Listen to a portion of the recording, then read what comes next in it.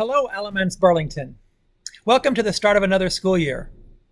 Actually, I want to say Happy New Year, because this is the new year. As a lifelong educator, I've never understood people who wish people Happy New Year in January.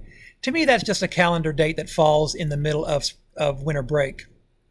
We all know that the new year starts with waxed floors and classrooms being prepared, the smell of laminating film, and for me, as old as I am, duplicating fluid. But as we start a new year, I think Happy New Year is the right sentiment. I hope you all get a chance to start afresh, learn from the past experiences in your classroom, reflect on those, and move forward with the new group of kids who are excited to start another learning adventure. I got a chance to be a part of some interesting reflection this summer. For those of you who don't know me, my name is John Antonetti, and this chance I'm talking about was the chance to work with some of your colleagues at the summer symposium. We dug deep into part of the mind vision that you are setting for yourselves as educators. We played most specifically with the E, education, and the N, nurturing spaces. And the small part that I got to play in the district was to play with the idea under education and the idea that we want to find the rigor in our standards and make sure our kids are living in that rigor of the standards.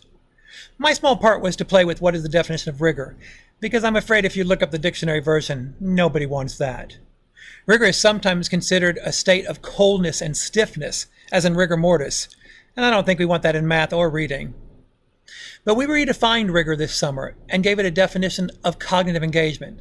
That is, tasks when kids have a chance to make meaning instead of accept meaning from us, the teachers, the textbook, the materials, but instead to respond to a stimulus, a story, a poem, a math problem, a science phenomenon, a piece of music, and first have a chance to tell what they see and think about that stimulus. Because when learners get a chance to share what they're seeing and thinking, and their seeing and thinking is validated, and their seeing and thinking is articulated well, then they want more of that.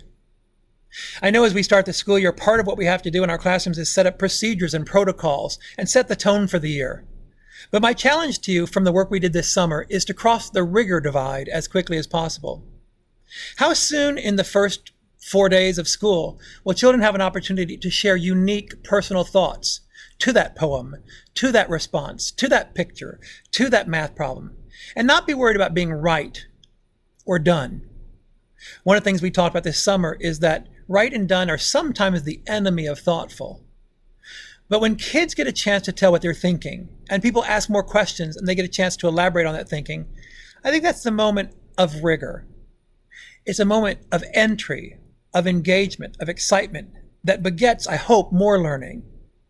To the colleagues who were there this summer, thank you guys for a great couple of days of work. I was so excited to be a part of that, and I know that the energy was palpable as we sat for that picture outside in the heat and the drone flew over us to get our ABSS. For those of you who don't remember, I was in the middle of the S. But to all of you, I wish you a great school year and the opportunity to let children tell you what they do know as a starting point to where we want them to go. Happy New Year, ABSS. Have a great year.